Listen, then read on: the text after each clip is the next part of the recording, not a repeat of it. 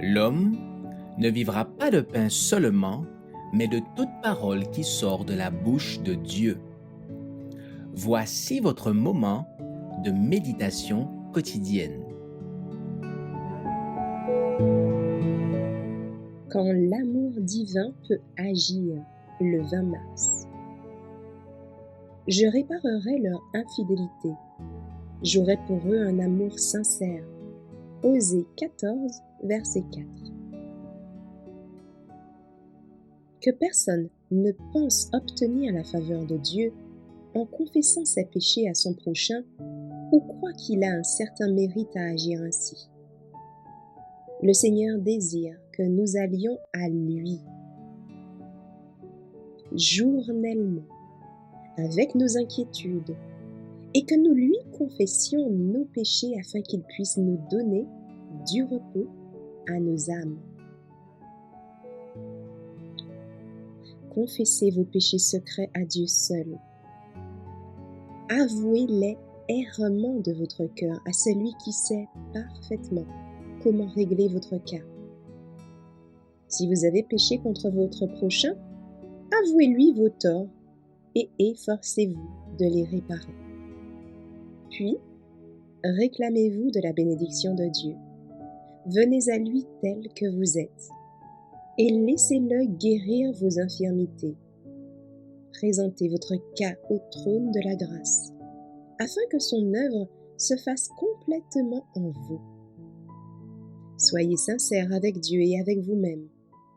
Si vous vous approchez de lui avec un cœur contrit, il vous accordera la victoire.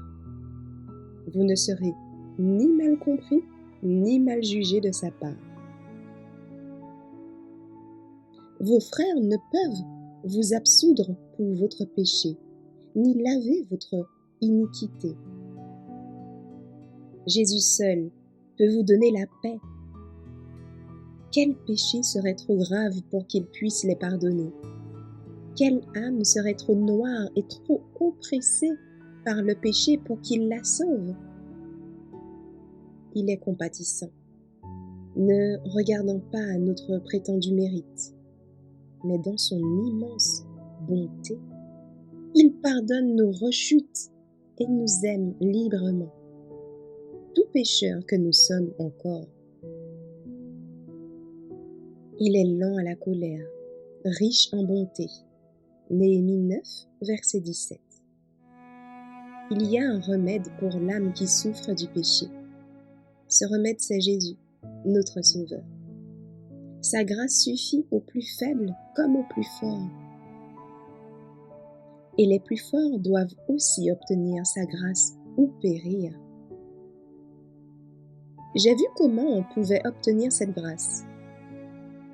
Entrez dans votre chambre et là, seul avec Dieu, dites-lui: crée en moi un cœur pur, renouvelle en moi un esprit bien disposé. Psaume 51, verset 12. Priez avec ferveur et sincérité. La prière fervente est d'une grande efficace. Comme Jacob, luttez dans la prière jusqu'à l'agonie. Dans le jardin de Gethsémani, Jésus versa des larmes de sang. Vous aussi, luttez. Ne quittez pas votre chambre avant que vous vous sentiez fort, puis soyez vigilants. Et aussi longtemps que vous le serez et que vous priez, vous pourrez vaincre les forces du mal. Alors, la grâce de Dieu se manifestera en vous.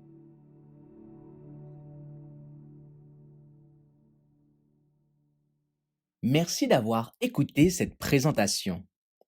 Assurez-vous de nous rejoindre demain pour votre moment de méditation quotidienne avec lereste.org.